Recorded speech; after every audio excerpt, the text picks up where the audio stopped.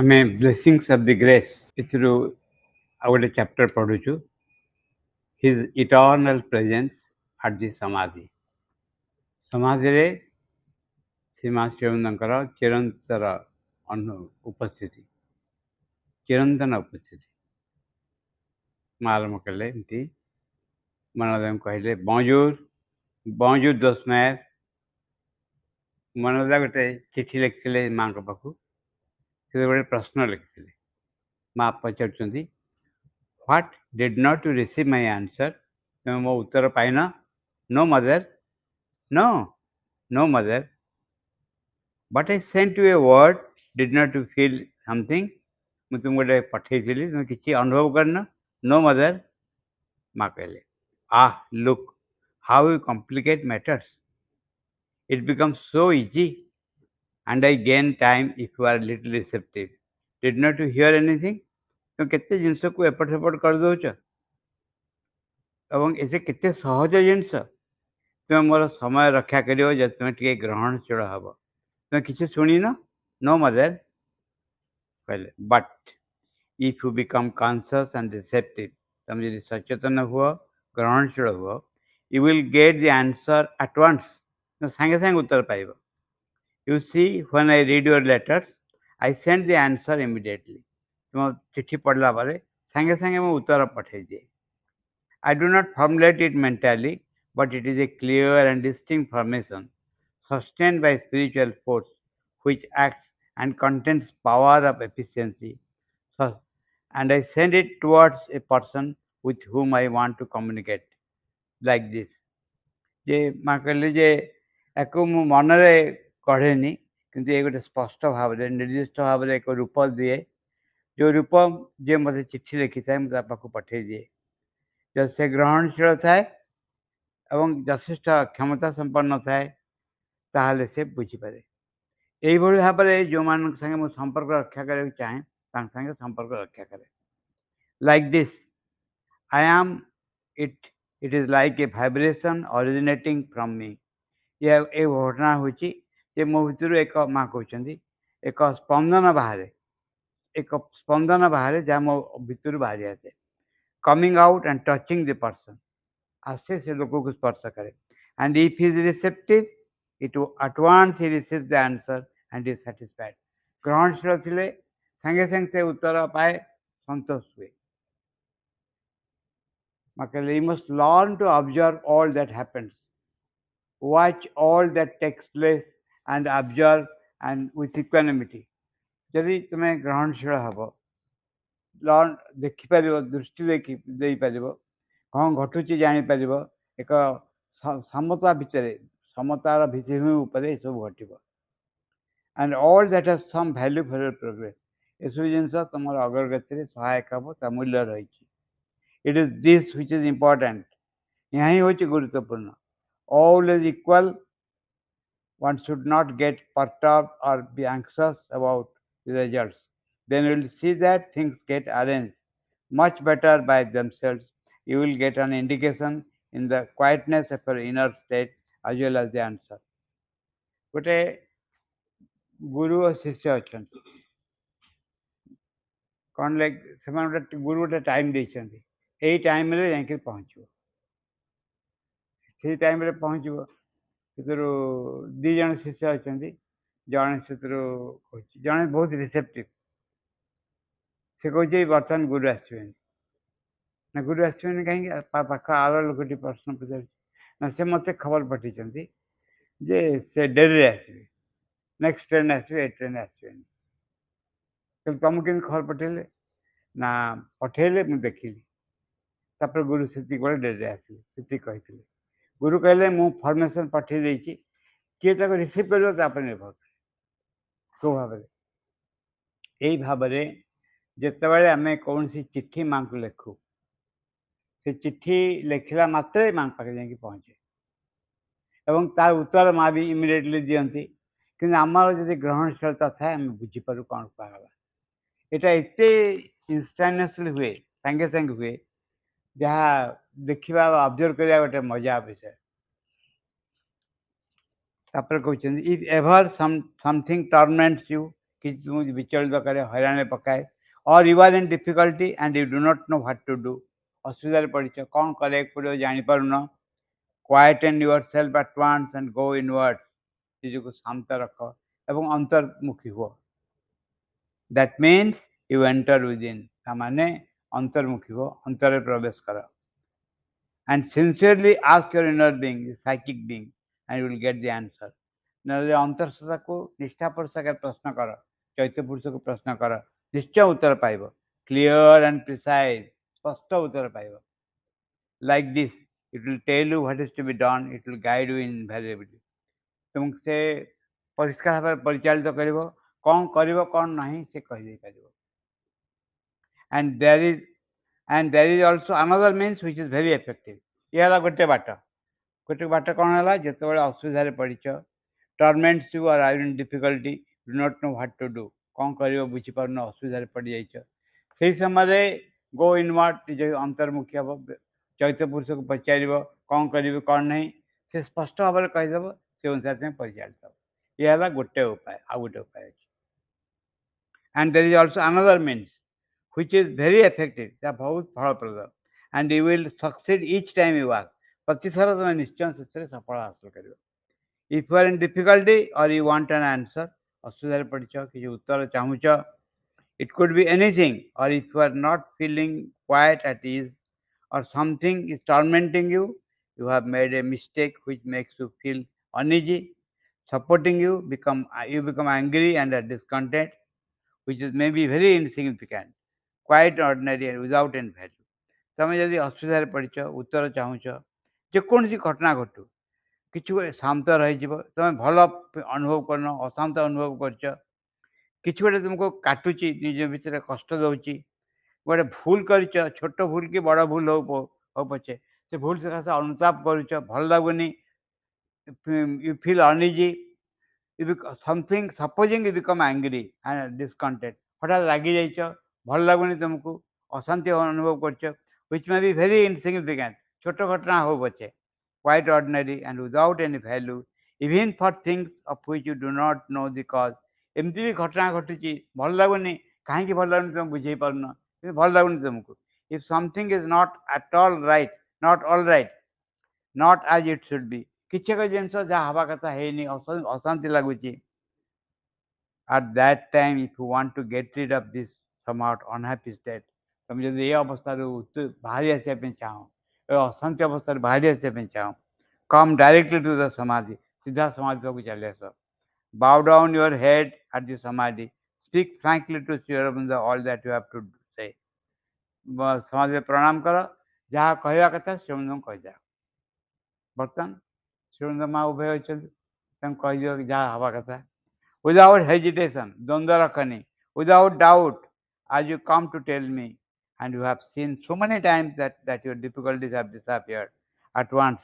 ତମେ ଯେମିତି ମୋତେ କୁହ, ତୁମେ ଦେଖିଛ, କହିଲା ମାତ୍ରେ ଅସୁବିଧା ସବୁ ସାଙ୍ଗେ ସାଙ୍ଗେ ପଳେଇଯାଏ, vanished completely the moment you spoke to me. ମୋତେ କହିଲା ମାତ୍ରେ ଅସୁବିଧା ସବୁ ଅନ୍ତରିତ ହେଇଯାଏ। You got rid of them because I chased them out of you. କାରଣ ମୁଁ ତାକୁ ଗୋଡ଼େଇକି ବିଦା କରିଦିଏ, ସେଥିପାଇଁ ତୁମେ ସେଥିରୁ ମୁକ୍ତ ହେଇଯାଅ। And you felt yourself free from this negative or even harmful formation. ତମେ ଇମିଡ଼ିଏଟଲି ନିଜକୁ ମୁକ୍ତ ଅନୁଭବ କର ଏଇ ନକାରାତ୍ମକ ଏବଂ କ୍ଷତିକାରକ ଅସୁବିଧା ସବୁରୁ। And you felt light because I have removed from you this burden, and you went back happy. ତମେ ବହୁତ ଖୁସି ଲାଗେ, ତୁମକୁ ବହୁତ ଭଲ ଲାଗେ, କାରଣ ମୁଁ ତୁମକୁ ଏ ବୋଝରୁ ମୁକ୍ତି ଦେଇଦେଲି, ତୁମେ ଖୁସିରେ ଫେରିଯାଅ। Do you remember? So many times you have told me that. ତୁମେ ମନେ ରଖିଛ, କେତେଥର ତୁମେ ମୋତେ ଏମିତି କହିଛ? Yes mother, many times.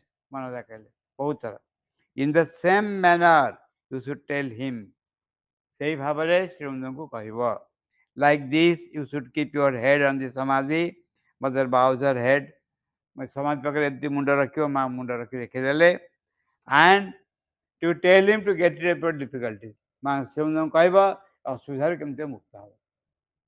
Or you send a prayer like this. Mother makes a movement with the hand from the vein of the heart upwards. ହୃଦୟରୁ ଏକ ପ୍ରାର୍ଥନା ତୁମେ ବାହାରି ଆସୁଛି, ଗୋଟେ ପ୍ରାର୍ଥନା ତୁମେ ପଠେଇ ଦେଉଛ, but very sincerely, ନିଷ୍ଠାପର ସକାଶେ ପ୍ରାର୍ଥନା ଆସୁଛି। And you bring the concentration at the very depth of your being. ହୃଦୟର ବହୁତ ଗଭୀରରୁ ଏଇଟା ବାହାରି ଆସୁଛି ସିଧା। I am sure that he will hear you and he will give you your answer. କହିଲେ ମୁଁ ନିଶ୍ଚିତ ସେ ଶୁଣିବେ, ତମକୁ ଉତ୍ତର ଦେବେ। Without doubt, you can now communicate easily with him. କିଛି ସନ୍ଦେହ ନାହିଁ, ନିଶ୍ଚିତ ଭାବରେ ତାଙ୍କ ସାଙ୍ଗେ ସମ୍ପର୍କ ରକ୍ଷା କରିପାରିବ, କଥାବାର୍ତ୍ତା କରିପାରିବ। There are many who put themselves in contact with him and find their answers. ବହୁ ବ୍ୟକ୍ତି ତାଙ୍କ ସାଙ୍ଗେ ଏଭଳି ସମ୍ପର୍କ ରଖନ୍ତି ଏବଂ ଉତ୍ତର ପାଆନ୍ତି। He has become more accessible to us and he is much more active. ଆଗଠାରୁ ସେ ବହୁତ ଆମର ନିକଟତର ହେଇଛନ୍ତି ଏବଂ ତାଙ୍କ ସାଙ୍ଗେ ଅଧିକ ସମ୍ପର୍କ ରକ୍ଷା କରି ହେଉଛି। You see then, in this way you don't have to wait first to inform me.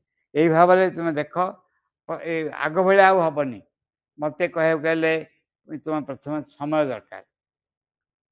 ଆଚ୍ଛା, you see then, in this way you don't have to wait. ତୁମକୁ ଅପେକ୍ଷା କରିବାକୁ ପଡ଼ିବନି। First to inform me, ମୋତେ ଖବର ଦେବ। Then I would have to choose a convenient date. ଗୋଟେ ତାରିଖ ଠିକ୍ କରିବି ଯେଉଁଥିରେ ମୋତେ ସମୟ ଥିବ, ତମକୁ ସମୟ ଥିବ। A precise time and also see if I have the time or not, so that I could not listen to what you have to tell me. ମୋର ସମୟ ଅଛି ନା ନାହିଁ ଦେଖିବ, ସମୟ ଥିଲେ ମୁଁ ତମଠୁ ଶୁଣିବି, ତମ କଥା ଜାଣିପାରିବି। Then I would answer. ତାପରେ ମୁଁ ତୁମକୁ ଉତ୍ତର ଦେବି। A whole process to be followed before you get the answer. କେତେ ସମୟ ଲାଗିଯିବ ଏତିକି ଉତ୍ତର ପାଇବା ପାଇଁ? It is long, it takes a lot of time, and above all you have to have the patience to wait. କେତେ ସମୟ ଲାଗିବ? ସବୁଠୁ ବେଶୀ ଦରକାର କି ଧୈର୍ଯ୍ୟ ଥିବା ଦରକାର, ମୋ ପାଖକୁ ଖବର ପଠେଇ ମୋଠୁ ଏକ ଉତ୍ତର ଆଣିବା ପାଇଁ। At any time you can ask. You just come to the Samadhi to have the answer, to have your answer. ସିଧା ସମାଧି ପାଖକୁ ଯିବ, ଉତ୍ତର ପାଇବ, ଆଉ ଏତେ ଅପେକ୍ଷା କରିବାକୁ ପଡ଼ିବନି। If something is not all right and you would like to know the cause, କିଛି ଗୋଟେ ଭଲ ହେଇନି, କାରଣ ଜାଣିବାକୁ ଚାହୁଁଛ କାହିଁକି ଏମିତି ଲାଗୁଛି ବୋଲି, or you want to get rid of a weakness, କିଛି ଏକ ଦୁର୍ବଳତାକୁ ଦୂର କରିବା ପାଇଁ ଚାହୁଁଛ, or get cured or to be cleansed, ଏଥିରୁ ମୁକ୍ତ ହେବା ପାଇଁ ଚାହୁଁଛ, କିମ୍ବା ତୁମେ ନିଜ ଭିତରଟା ପରିଷ୍କାର କରିବା ପାଇଁ ଚାହୁଁଛ, to have a difficulty removed in order to be purified, ଶୁଦ୍ଧ ଆସିବା, ଶୁଦ୍ଧତା ଆସିବା ପାଇଁ, ପବିତ୍ରତା ନିଜ ଭିତରେ ଆସିବା ପାଇଁ ଏକ ବାଧା, ଏକ ବିଘ୍ନକୁ ଦୂର କରିବାକୁ ଚାହୁଁଛ, or for any answer come and ask Sri at the Samadhi, କିମ୍ବା ଆଉ କିଛି ଉତ୍ତର ଚାହୁଁଛ, ସିଧା ଯାଅ ସମାଧି ପାଖରେ ଶ୍ରୀମନ୍ଦିରଙ୍କୁ କହିଦିଅ, and you will have the answer, ସିଧା ସିଧା ଉତ୍ତର ପାଇବ। Not only his answer but also his blessings. ଉତ୍ତର କେବଳ ପାଇବନି, ସେ ଆଶୀର୍ବାଦ ବି କରିବେ। His compassion, his peace and his illumination, ତାଙ୍କ କରୁଣା, ତାଙ୍କ ଶାନ୍ତି, ତାଙ୍କ Jyoti. You will be engulfed and seized by his love. ତାଙ୍କରି ପ୍ରେମ ଦ୍ୱାରା ତୁମେ ସମ୍ପୂର୍ଣ୍ଣ ଭାବରେ ଆବୃତ ହୋଇ ରହିବ। That is all powerful, ଯାହା ହେଉଛି ସର୍ବଶକ୍ତିମାନ। Once you abandon yourself to him, ଥରେ ନିଜକୁ ତାଙ୍କ ପାଖରେ ଛାଡ଼ିଦେଲେ, you will be protected against all mishaps. ସକଳ ଅସୁବିଧାରୁ ତୁମେ ସୁରକ୍ଷିତ ହେଇକି ରହିବ। It is like this, his influence, ତାଙ୍କର ପ୍ରଭାବ ଏଇଭଳି ପ୍ରଭାବ ତୁମକୁ ଘେରିକି ରହିବ। He reveals himself to all those who are simple, sincere and humble. ସେ ସେମାନଙ୍କ ପାଖରେ ନିଜକୁ ଖୋଲି ଦିଅନ୍ତି, ପ୍ରକାଶ କରନ୍ତି, ଯେଉଁମାନେ ସରଳ, ନିଷ୍ଠାପର, ବିନମ୍ର। ସରଳ, ସିମ୍ପଲ, ସିନ୍ସିୟର, ହମ୍ବଲ। ସରଳ, ନିଷ୍ଠାପର, ବିନମ୍ର। He is there perfectly conscious. ପୁରା ସେଇଠି ଅଛନ୍ତି, ସମ୍ପୂର୍ଣ୍ଣ ସଚେତନ। And he directs all the activities of the world. ପୃଥିବୀର ସବୁ ଘଟଣାକୁ ସେ ନଜର ରଖୁଛନ୍ତି, ପରିଚାଳିତ କରୁଛନ୍ତି। ସେଇ କୋଉଠି ରହିକିରି? ସମାଜରେ ରହିକି ସବୁ କରୁଛନ୍ତି। When I want to know something, I ask him and at once he answers me. ମା କହିଲେ କି ଜିନିଷ ଜାଣିବାକୁ ଚାହିଁଲେ ତାଙ୍କୁ ପଚାରେ, ସାଙ୍ଗେ ସାଙ୍ଗେ ସେ ଉତ୍ତର ଦିଅନ୍ତି। This does not mean that I forbid you to come to me. ତାମାନେ ମା କହୁଛନ୍ତି, ତାମାନେ ମୁଁ କହୁନି, ମନା କରୁନି ତ ମୋ ପାଖକୁ ଆସନି ବୋଲି, ଏକଥା କହୁନି। And ask something. You can always come to see me on any day. ଯେକୌଣସି ଦିନ ତମେ ମୋ ପାଖକୁ ଆସିପାରିବ। I shall be free to listen to you, give you my advice. ମୁଁ ଥିବି, ମୋର ଉପଦେଶ ଦେଇପାରିବି, ତମେ ଯେକୌଣସି ସମୟରେ ଆସିପାରିବ।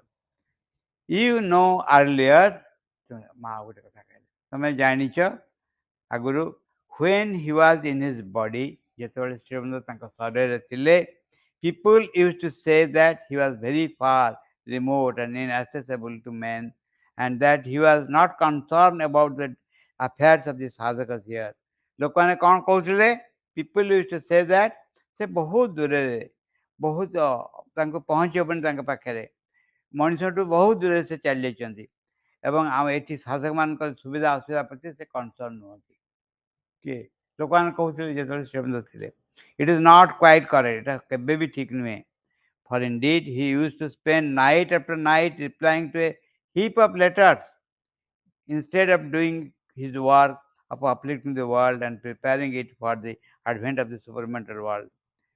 ସେ ଏଇଟା ଠିକ୍ ନୁହେଁ, କାରଣ ରାତି ରାତି ସେ ବିତେଇ ଦେଉଥିଲେ ଗଦା ଗଦା ଚିଠିର ଉତ୍ତର ଦେବା ପାଇଁ ଏବଂ ତାଙ୍କର କାମ ଯେଉଁଟା ତାକୁ ଛାଡ଼ିକି ଏ କାମ କରୁଥିଲେ। ତାଙ୍କ କାମ ହେଲା ପୃଥିବୀକୁ ଉର୍ଦ୍ଧ୍ୱକୁ ଉଠାଇ ଦେବା, ଯାହାଫଳରେ ଅତିମାନସ ଆବିଷ୍କାର ନିମିତ୍ତ ବା ପ୍ରକାଶ ନିମିତ୍ତ ପରିସ୍ଥିତି ସୃଷ୍ଟି ହେଇପାରିବ।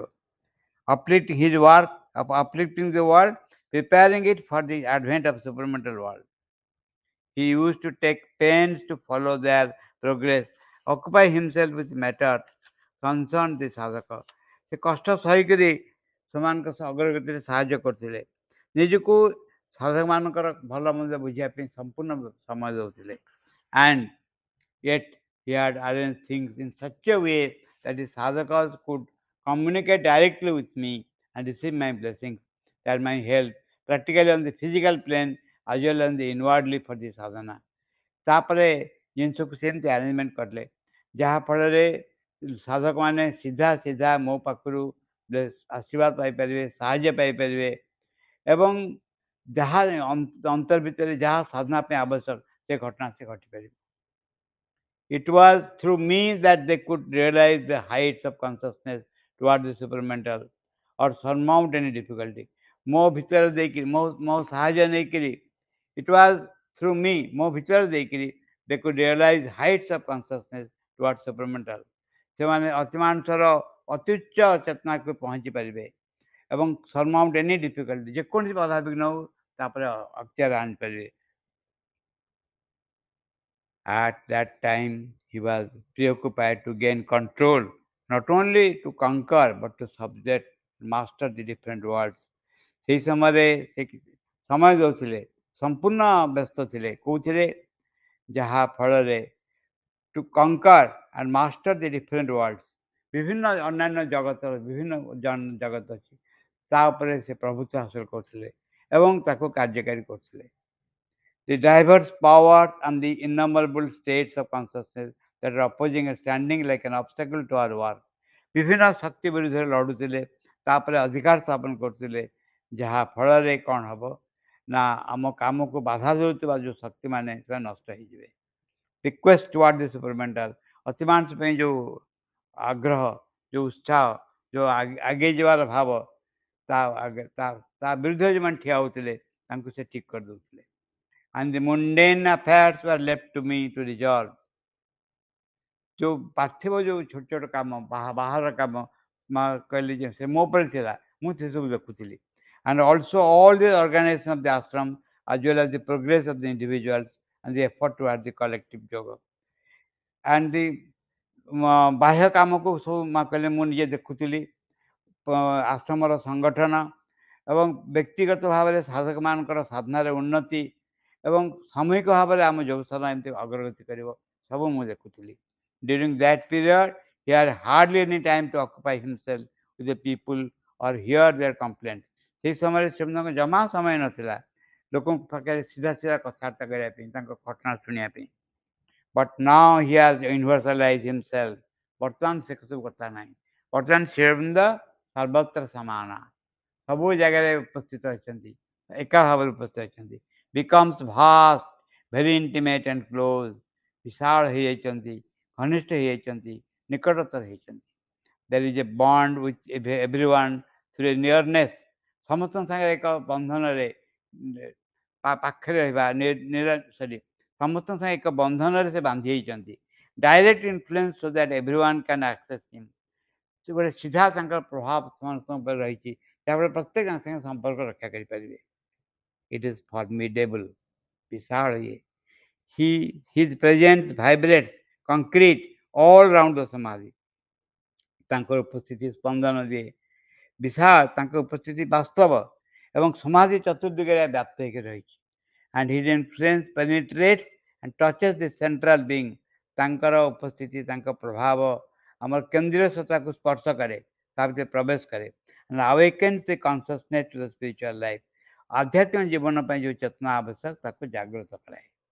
Even the agnostics, the unbelievers, people of bad will who come out of the curiosity to visit the Samadhi, return amazed by a mysterious alchemy, find an inner poise, because there his source is peace and his compassion constantly. ଯେଉଁମାନେ ନାସ୍ତିକ, ଯେଉଁମାନେ ବିଶ୍ୱାସ କରନ୍ତିନି, ଯେଉଁମାନେ ମନ୍ଦ ଇଚ୍ଛା ଅଛି, ସେମାନେ ସମାଧି କ'ଣ ଦେଖିବା ପାଇଁ ଗୋଟେ ମନ ଭିତରେ ଉତ୍ସାହ ବା ନେଇକି ଆସିଥାନ୍ତି ଏବଂ ଫେରିଗଲା ବେଳେ ଅଦ୍ଭୁତ ରହସ୍ୟପୂର୍ଣ୍ଣ ଅନୁଭବ ନେଇକି ଫେରନ୍ତି, ଅନ୍ତର ଶାନ୍ତି ନେଇ ଫେରନ୍ତି। କାରଣ ସେ ଜାଗାରେ ଶ୍ରୀଅରବିନ୍ଦ କ'ଣ କରୁଛନ୍ତି, ଢାଳି ଦେଉଛନ୍ତି ଶାନ୍ତି ଏବଂ କରୁଣା ସର୍ବଦା। It is this that binds them with the past from before him. ସେମାନେ ସମାଧିରେ ଅନୁଭବ କଲାବେଳେ ତାକୁ ହିଁ ସେଇଥିରେ ସେମାନେ ସ୍ନାତ ହେଇଯାଆନ୍ତି, ସେଇ ଶାନ୍ତିରେ, ସେ କରୁଣାରେ। It is an unbelievable surcharged activity of his force and his presence. ତାଙ୍କର ଉପସ୍ଥିତି, ତାଙ୍କ ଶକ୍ତିର ଏକ ଅବିଶ୍ୱାସନୀୟ ପରିବେଶ ସୃଷ୍ଟି ହୁଏ, କାର୍ଯ୍ୟ ହେଇଯାଏ। When I look at the Samadhi and see what is happening there, ମୁଁ ଯେତେବେଳେ ସମାଧିକୁ ଦେଖେ, କ'ଣ ସେଠି ଘଟୁଛି ଜାଣେ, I am astonished to find this column of dazzling light vibrating with an energy and a transforming force. ମୁଁ ଆଶ୍ଚର୍ଯ୍ୟ ହୁଏ ଦେଖିକିରି, what is happening ଦେଖେ, ଆଶ୍ଚର୍ଯ୍ୟ ହୁଏ ଦେଖିକିରି ଯେଉଁ ଆଲୋକର ସ୍ତମ୍ଭ ସବୁ, ଆଲୋକର ସବୁ ମାନେ ଡାର୍ଜିଲିଂ ହେବ, ଜ୍ୟୋତିର୍ମୟ ଆଲୋକ, ଜ୍ୟୋତିର୍ମୟ ଆଲୋକ ସ୍ପନ୍ଦନ ସବୁ, ଶକ୍ତି ସବୁ ଏ ରୂପାନ୍ତରକାରୀ ଶକ୍ତିରେ ପରିଣତ ହେଇ ସବୁ ଜାଗାରେ ବ୍ୟାପ୍ତ ହେଉଛି। It rises like this, ଧୀରେ ଧୀରେ ଊର୍ଦ୍ଧ୍ୱକୁ ଉଠୁଛି, with a splendor and a brilliance like an effusion of light from the length and breadth of the Samadhi. ସମାଧିର ଲମ୍ବ ଓସାର ସବୁ ଦିଗରୁ ଏ ଚମତ୍କାର ଆଲୋକ ଊର୍ଦ୍ଧ୍ୱକୁ ଉଠୁଛି। It is a new light materializing. ଏହା ହେଉଛି ନୂଆ ଆଲୋକ, ଦିବ୍ୟ ଆଲୋକ, ଯାହା ସ୍ଥୂଳ ରୂପ ଧାରଣ କରିଛି ସେଠି। At night, when everything is quiet and there are some entities who clean up this place of all that the people are left behind. ରାତିରେ ଯେତେବେଳେ ସବୁ ଚୁପଚାପ ହେଇଯାଏ, କେତେକ ସତ୍ତାଙ୍କୁ ନିଯୁକ୍ତି ଦିଆହେଇଥାଏ, ସେମାନେ କ'ଣ କରନ୍ତି, ଲୋକମାନେ ଯାହା ସବୁ ଛାଡ଼ି ଦେଇଥାନ୍ତି ସବୁ ସଫା କରନ୍ତି, ସବୁ ସଫା କରନ୍ତି। Who clean up the place of all that the people have left behind. All the formations of falsehood, desires, impatience, supplications, all sorts of complaints, bad will, maladies, as well as the hostile forces, and make this place peaceful and pleasant. ସେମାନଙ୍କର କ'ଣ କାମ ଥାଏ, ତାକୁ ଘଷିକିରି Surf ମାରି ସଫା କରିବା। କେଉଁ ଜିନିଷ ଦୂର ହେଇଯିବ ନା, ଲୋକଙ୍କର ଯେତେ ସବୁ ମିଥ୍ୟା, ଯେତେ ସବୁ କାମନା ବାସନା, ଅଧୈର୍ଯ୍ୟ, ଯେତେ ସବୁ ବିଦ୍ରୋହ ଭାବ, ମନ୍ଦ ଇଚ୍ଛା, ଯେତେ ସବୁ ଅସୁବିଧା ବସ୍ତୁ, ବିରୁଦ୍ଧ ଶକ୍ତିର ସବୁ ଅନୁଭବ, ସବୁ ସେ ଧୋଇକି ସଫା କରେ। Make this place peaceful and pleasant, ପୁଣି ସେ ତାକୁ ପିସଫୁଲ୍ କରନ୍ତି, ପ୍ଲେଜେଣ୍ଟ କରନ୍ତି। They purify the whole surroundings with so much love so that his presence is felt. ପରିବେଶକୁ ଏତେ ସଫା କରନ୍ତି, ସବୁବେଳେ ତାଙ୍କର ଉପସ୍ଥିତି ଯେମିତି ଅନୁଭବ କରାଯାଇପାରିବ। It is a sanctified place for meditation, not for gossip. ଗୋଟେ ସେ ବାରଣ୍ଡାଟା ନାହିଁ, ତାକୁ କେତେ କହନ୍ତି ଗସିପ୍ ବାରଣ୍ଡା ବୋଲି, ଯେଉଁ ବୁଲେଟିନ୍ ନାହିଁ, ପହଞ୍ଚିଗଲା ବେଳକୁ ସମାଧିକୁ ବସିଲା ବେଳକୁ ପ୍ରଥମ ସମାଧି ଦେଖାଅ, ଏପଟେ ଲୋକ ବସୁଛନ୍ତି, ମଝିରେ ମଝିରେ ଗପୁଥାନ୍ତି, ଏମିତି କରନ୍ତି। ମହାପୁରା ସାବଧାନ କରୁଛନ୍ତି। It is a sanctified place for meditation, not for gossip. କଥାବାର୍ତ୍ତା ପାଇଁ ନାହିଁ। Never to speak, one disturb the atmosphere. କଥା କୁହ ନାହିଁ, ପରିବେଶ ନଷ୍ଟ ହେଇଯିବ। He is there with his glorified body, sustaining the entire world in a subtle movement. ଏକ ଜ୍ୟୋତିର୍ମୟ ଶରୀର ନେଇକି ସେଠି ଅଛନ୍ତି, ସମଗ୍ର ଜଗତକୁ ତାଙ୍କ ସୂକ୍ଷ୍ମ କ୍ରିୟାକଳାପ ଦ୍ୱାରା ଧାରଣ କରି ରହିଛନ୍ତି। Manifesting gradually his consciousness, partially veiled for the divine descent, partially veiled for the descent, manifesting gradually his consciousness. ତାଙ୍କ ଚେତନାକୁ ଧୀରେ ଧୀରେ ପ୍ରକାଶ କରୁଛନ୍ତି, ଆଂଶିକ ଭାବରେ ଦିବ୍ୟ ଚେତନାକୁ ଅବତରଣ କରି ଆଣୁଛନ୍ତି। ଯେଉଁ ଦେହି ପଦମ ନାହିଁ ସେ ଗୋଟେ, ଜୟ ଶ୍ରୀ ଅରବିନ୍ଦ ଜ୍ୟୋତି କଳେବର। He is the living assurance of our divine possibility. Sri Aurobindo ହେଉଛନ୍ତି ଏକ ଜୀବନ୍ତ ଦିବ୍ୟ ସମ୍ଭାବନାର ନିଶ୍ଚିତତା। The promise of the divinity radiating with the divine light and divine power. ଦିବ୍ୟ ଆଲୋକ ଦିବ୍ୟ ଶକ୍ତି ଯେଉଁ ବିକିରଣ ହେଉଛି ତାର ସେ ହେଉଛନ୍ତି ମୂର୍ତ୍ତିମନ୍ତ ରୂପ। ଦି ପ୍ରୋଗ୍ରେସିଭ୍ ମାର୍ଚ୍ଚ ଟୁୱାର୍ଡ ଦି ଡିଭାଇନ୍ ମ୍ୟାନିଫେଷ୍ଟେସନ୍ ସେ ହେଉଛନ୍ତି ଦିବ୍ୟ ପ୍ରକାଶରେ କ୍ରମାନ୍ୱୟ ଅଗ୍ରଗତି। That is why the whole atmosphere is charged with the divine and sublime peace. ତେଣୁ ସମଗ୍ର ବାତାବରଣ ଦିବ୍ୟ ଏବଂ ସୂକ୍ଷ୍ମ ଶାନ୍ତି ଦ୍ୱାରା ବ୍ୟାପ୍ତ ହୋଇ ରହିଛି। You understand? ବୁଝିପାରୁଛ? It is he who is here and in the divine body. ଏଇ ଜାଗାରେ ସେମିତି ଅଛନ୍ତି ଏକ ଦିବ୍ୟ ଶରୀରରେ। Himself divinized, the representation of the whole humanity. He who by his own effort, by his tapasya, by the sadhana that he has done in his body, has made his body glorious. ଯେ ସେ ଏ ଦିବ୍ୟ ଶରୀରରେ ସେ ଅଛନ୍ତି ଏକ ଅଦ୍ଭୁତ ଗ୍ରହଣଶୀଳତା ସମଗ୍ର ମାନବ ସମାଜ ପାଇଁ ସୃଷ୍ଟି କରୁଛନ୍ତି। ସେ ନିଜେ ତାଙ୍କ ନିଜ ଚେଷ୍ଟା ଦ୍ୱାରା ତାଙ୍କ ତପସ୍ୟା ଦ୍ୱାରା ତାଙ୍କ ସାଧନା ଦ୍ୱାରା ସେ ତାଙ୍କ ଶରୀରକୁ ଏକ ଜ୍ୟୋତିର୍ମୟ ଅବସ୍ଥାରେ ନେଇ ଆସିଛନ୍ତି। କିଏ କହିଲେ ଗୋଟେ ଜଣେ ଏଇଟା ଗୋଟେ କାହାଣୀ ନୁହେଁ, ସତ କଥା। ଜଣେ ବୟସ୍କ ବ୍ୟକ୍ତି, ବହୁତ ବୟସ୍କ ବ୍ୟକ୍ତି ସମାଧି ନୁହେଁ ଆଶ୍ରମ ବାହାରେ ଠିଆ ହେଇଛନ୍ତି, ରୋଡ ପାଖରେ ଠିଆ ହେଇକି ଦୀର୍ଘ ନିଶ୍ୱାସ ପକାଉଛନ୍ତି। ସେଥିରୁ ମନୋଯୋଗ ତାଙ୍କୁ ପଚାରିଲେ, ମନୋଯୋଗ ଲେଖିଛନ୍ତି କ'ଣ, ତାଙ୍କୁ ପଚାରିଲେ ଆପଣ କିଏ, କୋଉଠି କ'ଣ କରୁଛନ୍ତି? ସେ କହିଲେ ମୁଁ ଆସିଥିଲି ରିଟାୟାର୍ଡ ପରେ ଏଠିକି ଆସିଥିଲି, ଆଉ ମୁଁ କହିଲି ଗୋଟେ ଭଲ ଜାଗାରେ ରହିବି ବୋଲି, ଶାନ୍ତି ଜାଗା ଗୋଟେ ଏମିତି ଜାଗାରେ ରହିବି। କହିଲେ ତାପରେ ଦେଖିଲି ଆଶ୍ରମ ହେଉଛି ଆମ ଘର ପାଖରେ, ମାଡ୍ରାସରେ ଆମ ଘର ପାଖରେ ହେଉଛି ଶ୍ରୀମନ୍ଦ ଆଶ୍ରମ, ବେଶୀ ଦୂର ନୁହେଁ। କହିଲେ ଏକୁ ତ ଦେଖିଲି ଏତେ ଭଲ ଲାଗୁଛି, କିନ୍ତୁ ମୁଁ ଆଉ ବାକି ସବୁ ଗୁଡ଼ା ଦେଖି ଆସେ। ଏହା କହିକି ସମଗ୍ର ଭାରତରେ ବିଭିନ୍ନ ଜାଗାକୁ ଗଲି, ଫେରିକିରି ଆସିଲି, ଦେଖିଲି ଏଇ ଜାଗା ଭଳିଆ କୋଉଠି ଜାଗା ପାଇଲିନି। ସମଗ୍ର ଭାରତ ସବୁ ଜାଗା ବୁଲିଲି। ଆଉ ବର୍ତ୍ତମାନ ଯଦି ରହିଯିବି ଏମାନଙ୍କ ଉପରେ ବୋଝ ଭଳିଆ ହେବି। ମୁଁ ଏତେ ଏଭଳିଆ ମନ ନୁହେଁ ତାଙ୍କ ଉପରେ ବୋଝ ଭଳିଆ ହେବି। ମୁଁ କେତେ ସମୟ ନଷ୍ଟ କଲି ସେତିକି କ'ଣ ଭାବୁଥିଲି, ବହୁତ ହତାଶ ହେଉଛି। ଏଇଟା ହେଉଛି ଗୋଟେ କଥା ଯେ ଯେଉଁମାନେ ଜଣେ କିଏ କହୁଥିଲେ ସମାନ ସ୍ପିକିଂ ଟୁ ମି, ଯେ ଯେତେବେଳେ ଅନ୍ୟାନ୍ୟ ସେ ବହୁତ ବହି ପଢ଼ିଥିଲେ, ବ୍ୟକ୍ତି ବହୁତ ବହି ପଢ଼ିଥିଲେ। ସେ କହିଲେ ମୁଁ ବହୁତ ପଢ଼ିଛି ଜାଣିଛି, କିନ୍ତୁ ଥରେ ଶ୍ରୀମନ୍ଦଙ୍କୁ ଦେଖିଲା ପରେ ବା ଜାଣିଲା ପରେ ପଢ଼ି ପଢ଼ିଲା ପରେ ଆଉ କିଛି ପଢ଼ିବାକୁ ହବନି।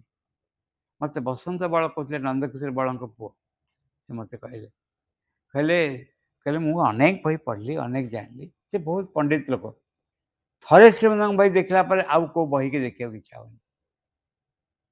କପାଳି ଶାସ୍ତ୍ରୀଙ୍କ ପାଖକୁ ବୋଧେ ନା ମାଧବ ପଣ୍ଡିତ କି କାହାକୁ ମନେ ପଡ଼ୁନି, କପାଳି ଶାସ୍ତ୍ରୀ ଲେଖିଲେ, କହିଲେ ଯଦି ଥରେ ନା ସରି ସେ ୟାଙ୍କ ପାଖକୁ ଲେଖିଲେ, ସେ ସନ୍ନ୍ୟାସୀ କି ବ୍ରହ୍ମଚାରୀ ସନ୍ନ୍ୟାସୀ ତାଙ୍କ ବିଷୟରେ ହାଇ କମେଣ୍ଟ ଶ୍ରୀମନ୍ଦ ଦେଇଛନ୍ତି। ସେ କହିଲେ ଥରେ ଯଦି କିଏ ଶ୍ରୀମନ୍ଦଙ୍କ ମୁହଁକୁ ଚାହିଁବ ଆଉ କାହା ମୁହଁକୁ ଚାହିଁବାକୁ ଇଚ୍ଛା ହବନି, ଆଉ କୁଆଡ଼େ ଯିବାକୁ ଇଚ୍ଛା ହବନି। କହିଲେ ଯେ ଏତେ ବିଶାଳ, ଏତେ ଅଦ୍ଭୁତ ବସ୍ତୁ। ଆଉ ସେ ଯେମିତି ତିନି ଜଣ ଦେଖିଛି, ଯେତେବେଳେ ଏଠି ବର୍ଣ୍ଣନା କରୁଥିଲେ କ'ଣ ତାଙ୍କ ନା କି ରେଡ୍ଡି, ମୌସନ ରେଡ୍ଡି, ସେ ଶ୍ରୀମନ୍ଦଙ୍କୁ ଦର୍ଶନ କରିଛନ୍ତି। କହିଲେ ଯେତେବେଳେ ମୁଁ ଶ୍ରୀମନ୍ଦଙ୍କୁ ଦେଖିଲି, ତାପରେ ଜୋରରେ କହିଲେ ପେପିଲ କନଫରେନ୍ସରେ, ଆଇ ହାଭ୍ ସିନ୍ ଗଡ୍। ମୋର ଏଇ ଅନୁଭୂତି ହେଲା, ମୁଁ ହିଁ ଭଗବାନଙ୍କୁ ଦେଖୁଛି। ଏଇ ଭାବରେ ସେ ଅନୁଭୂତି ହେଲା। ଏଇ ହେଉଛି କଥା। ପରେ ଆଉ କୋଶ୍ଚିନ୍ ଅଛି, ଆମେ ଆମ ଅବସ୍ଥା କ'ଣ, ଆମେ ଯେଉଁମାନେ ଶ୍ରୀମନ୍ଦଙ୍କୁ ଦର୍ଶନ କରିନୁ ଦେଖିନୁ। ତାପରେ କହୁଛନ୍ତି the realization and the experience he has had, what he has accumulated in his body by the yogic effort has charged his body with a transforming power. ତାଙ୍କ ଶରୀରରେ ଯୋଗ ସାଧନା ଦ୍ୱାରା ସେ ଯେଉଁ ଶକ୍ତି ଧାରଣ କରିଥିଲେ ତା ଦ୍ୱାରା ରୂପାନ୍ତରକାରୀ ଶକ୍ତି ତାଙ୍କ ଶରୀରରେ ପରିପୂର୍ଣ୍ଣ ହେଇକି ଥିଲା। It is charge dynamically with a force light ଦ୍ୱାରା ଓଭରଫ୍ଲୋ। ତାଙ୍କର ଆଲୋକ ଦ୍ୱାରା, ଶକ୍ତି ଦ୍ୱାରା ସମ୍ପୂର୍ଣ୍ଣ ଶରୀର ବ୍ୟାପ୍ତ ହେଇକି ରହିଥିଲା, ପରିପୂର୍ଣ୍ଣ ହେଇ ରହିଥିଲା। It is this that involve the whole atmosphere. ଏଇ ଜାଗାରେ ସମଗ୍ର ପରିବେଶକୁ ପରିପୂର୍ଣ୍ଣ କରି ରଖୁଛି। ଯେତେବେଳେ ଶ୍ରୀମନ୍ଦ ଦେହତ୍ୟାଗ କଲେ, ମା କହିଲେନି ତାଙ୍କ ଶରୀରରୁ ଅତିମାନ ଶକ୍ତି ଚାଲି ଆସିଲା, ସ୍ଥୂଳ ଭାବରେ ଯାହା ଥିଲା ଆସି ମାଆଙ୍କ ଶରୀରରେ ପ୍ରବେଶ କଲା। କହିଲେ ଏତେ ବାସ୍ତବ ରୂପେ ହେଲା ମୋତେ ଫ୍ରିକ୍ସନ୍‌ଟା ଲାଗିଲା ମୋତେ। ଫ୍ରିକ୍ସନ୍ ହେଉଛି ଶରୀର ଆସିକି ଶକ୍ତି ପ୍ରବେଶ କଲା ବେଳେ ଯେଉଁ ଶରୀରରେ ଯେଉଁ ଅନୁଭବ। ତାପରେ କହିଲେ ଶିବଙ୍କୁ ତାକୁ ମାଇଣ୍ଡ ଅଫ୍ ଲାଇଟ୍ ବୋଲି କହୁଛନ୍ତି। ତା ଇମିଡ଼ିଏଟଲି ରିଅଲାଇଜ୍ ହେଲା ମାଆଙ୍କ ଶରୀରରେ। All round it is his presence. It endures because it is a supramental force, shows no sign of diminishing. It cannot. All round it is his presence. ସବୁ ଜାଗାରେ ଆଶ୍ରମର ଏ ସମାଧିର ତାଙ୍କ ଉପସ୍ଥିତି ଭର୍ତ୍ତି ରହିଛି। ଏହା ଧାରଣ କରି ରହିଛି କାରଣ ଏ ଅତିମାନ ଶକ୍ତି ଯାହା କେବେ ବି କମିବନି, କେବେ କମି ପାରିବନି, ସର୍ବଦା ଆଜ୍ ଇଟ୍ ଇଜ୍ ରହିବ। It is this that people observe when they pass around the samadhi. ଏହି ଅତିମାନ ଶକ୍ତିକୁ ଲୋକମାନେ ଗ୍ରହଣ କରନ୍ତି ଯେତେବେଳେ ସମାଧି ପାଖକୁ ଦେଇକି ଯାଆନ୍ତି। Without knowing it, they are bathed by his love and they do not even realize as to why they are mystified when they approach the samadhi. ସେମାନେ ଏହାଦ୍ୱାରା ସ୍ନାତ ହେଇ ପଡ଼ନ୍ତି, ଗାଧେଇ ପଡ଼ନ୍ତି ସେଇ ପ୍ରେମ ଦ୍ୱାରା ଏବଂ ଅନୁଭବ କରିବାକୁ ଆରମ୍ଭ କରନ୍ତି କାହିଁକି ସେ ରହସ୍ୟପୂର୍ଣ୍ଣ ଅବସ୍ଥାରେ ପହଞ୍ଚି ଯାଉଛନ୍ତି। ଏବଂ when they approach the samadhi, ସମାଧିକୁ ଜଣେ ଆପ୍ରୋଚ୍ କରନ୍ତି ଏଭଳି ଏକ ରହସ୍ୟପୂର୍ଣ୍ଣ ଭାବ କାହିଁକି ତାଙ୍କ ଭିତରେ ଆସୁଛି। It is amazing, ଅଦ୍ଭୁତ। They are bewildered when they touch the samadhi because the force that is working all around demolishes their so-called religious sensations, shatters the emotions, clamoring towards the heavens and puts them before a reality that they do not understand. ଏ ସମାଧିରେ ସ୍ପର୍ଶ କରନ୍ତି ଯାହା କ'ଣ ତାଙ୍କ ଭିତରେ ଯେଉଁ ଧାର୍ମିକ ଧାରଣା ଥାଏ ସେ ଭାଙ୍ଗିଯାଏ, ଖଣ୍ଡ ଖଣ୍ଡ ହେଇଯାଏ ଏବଂ କିଛି ଏକ ବସ୍ତୁ ତାଙ୍କ ହୃଦୟକୁ ଊର୍ଦ୍ଧ୍ୱକୁ ଖୋଲିଯାଏ। ଏଭଳି ଏକ ରିଏଲିଟି ବାସ୍ତବତା, ଦିବ୍ୟ ବାସ୍ତବତା ସମ୍ପର୍କରେ ଆସନ୍ତି ଯାହା ସମ୍ପର୍କରେ କିଛି ସେ ବୁଝିପାରନ୍ତିନି। They are astonished by this extraordinary phenomenon of the truth that manifests there. ଆଶ୍ଚର୍ଯ୍ୟ ହୁଅନ୍ତି ସେ ଯେଉଁ ଅଦ୍ଭୁତ ସତ୍ୟ ସେଠି ପ୍ରକାଶ ପାଉଛି। ସମସ୍ତଙ୍କର କିଛି ନା କିଛି ଏ ସମ୍ପର୍କରେ ଧାରଣା ଅଛି ଯେ ସମାଧି is a living thing, ସମାଧି।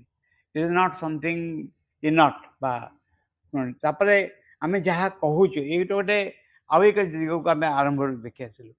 ଆମେ ଯେତେବେଳେ ଯାହା କହୁଛୁ ମାଆଙ୍କୁ, ମା ଶୁଣୁଛନ୍ତି କି? ଏ ହେଉଛି କ୍ୱେଶ୍ଚିନ୍। ଶୁଣୁଛନ୍ତି। ଏବଂ ଦ୍ୱିତୀୟ କଥା ହେଉଛି ଯେତେ ଶାନ୍ତ ସ୍ଥିର ରହିବ ସେତେ ଏ ଶୁଣିବାଟା ସ୍ପଷ୍ଟ ହେବ। ଯେତେ ଶାନ୍ତ ରହିବ, ଯେତେ ସ୍ଥିର ରହିବ ସେତେ ଯାଇକି ଏ ଶୁଣିବାଟା ସ୍ଥିର ହେବ, ଯଥାର୍ଥ ହେବ। ଏବଂ ଏ ଦିଗରେ ଜଣେ ଆଗେଇ ଯିବା ଦରକାର।